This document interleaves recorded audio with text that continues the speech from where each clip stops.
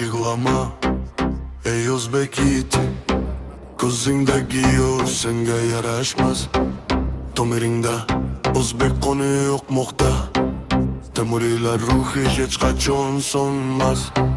Sinovlar seni sindirish uchun emas, yana ham balandroq uchishing uchun.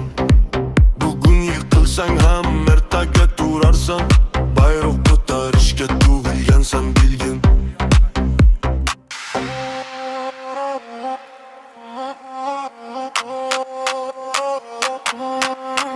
Yig'lama, yig'lama ey o'zbek farzandi, tomiringda temuriylar qoni oqadi.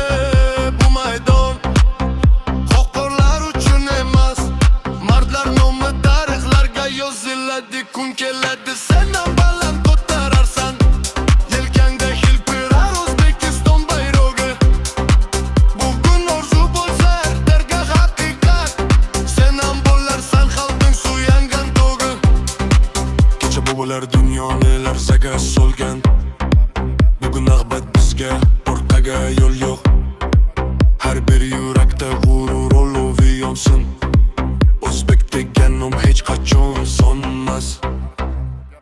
Qarang, Abduqodir Husanov ham mehnati bilan dunyoga tanildi. Yelkasida O'zbekiston sha'ni porladi.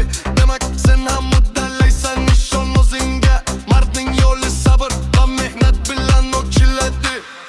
Yig'lama, ey o'zbek yigiti, qaddingni tik tut, boshingni egma.